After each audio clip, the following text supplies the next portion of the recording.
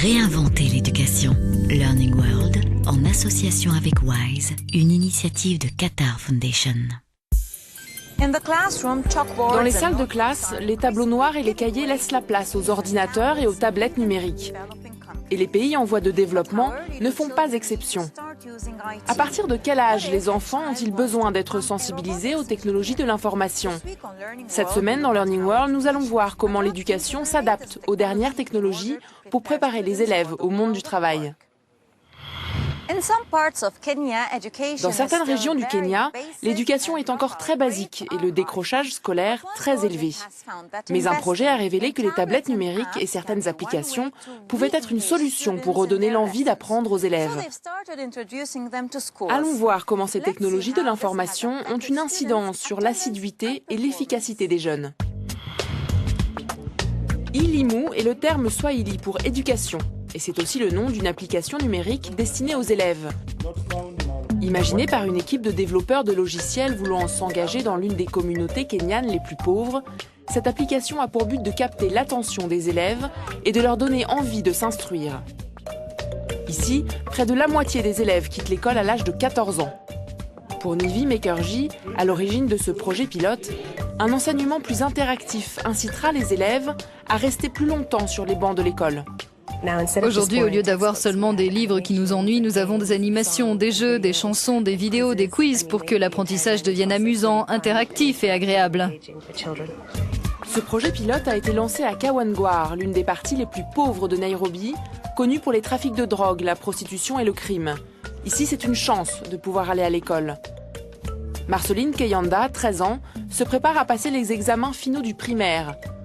Pour elle, cette application numérique est bien plus stimulante et plus accessible que les livres scolaires. Maintenant, les professeurs ne viennent plus avec des tas de livres, mais simplement avec des tablettes. Quand on a une question et que le prof n'est pas là, on a juste à cliquer sur la tablette pour trouver la réponse. Les raisons du décrochage scolaire précoce au Kenya sont nombreuses. Le système éducatif aurait d'abord besoin de 80 000 professeurs supplémentaires. Les étudiants sont entassés dans de minuscules salles, ce qui pose des graves problèmes de concentration. L'objectif d'Elimu est de capter l'attention des élèves.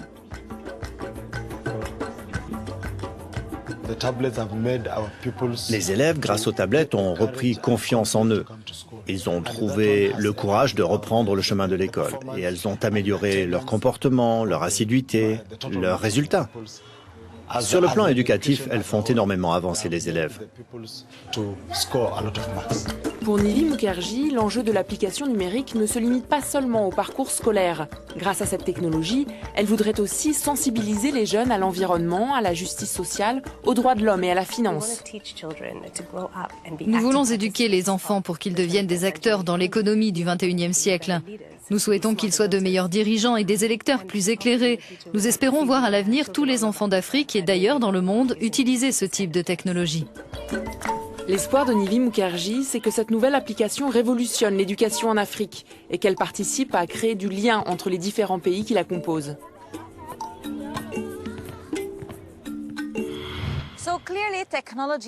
Il est clair que la technologie tient une place importante dans le monde éducatif. Mais à quel âge les enfants doivent-ils commencer à apprendre la programmation?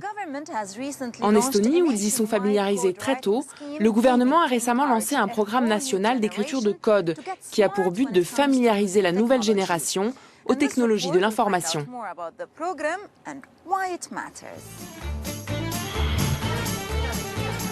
La fondation estonienne Tiger Leap a lancé un programme qui introduit les technologies de l'information et la programmation informatique à l'école, dès l'enseignement primaire. Depuis le début de l'année scolaire, le programme a été mis en œuvre dans de nombreuses écoles publiques. Nos enfants commencent à être intéressés par les tablettes et les smartphones très tôt.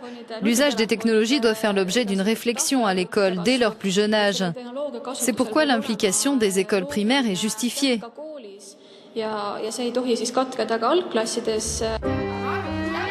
Dans certaines écoles primaires estoniennes, les programmes de sciences en technologie de l'information sont expérimentés depuis déjà plusieurs années et les résultats sont positifs.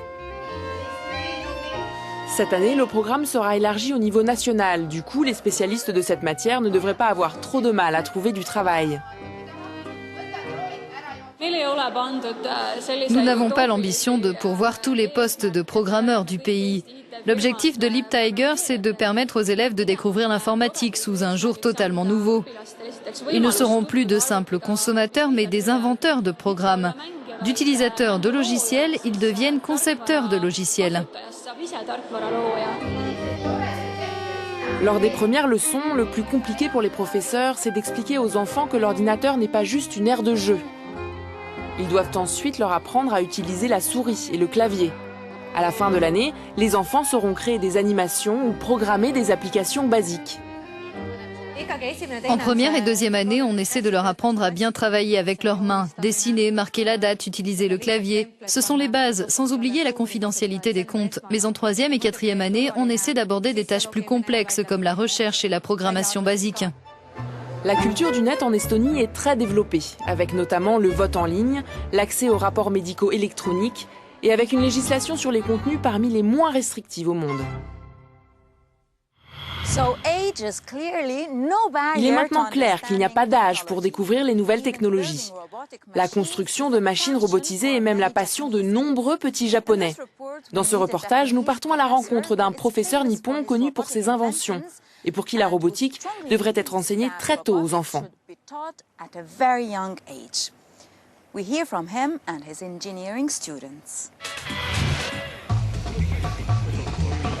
Les enfants sont fascinés par le monde de la mécanique et de l'informatique. Et c'est la magie de la robotique. Cette discipline est capable d'intéresser les enfants aux mathématiques, aux sciences et à la technologie.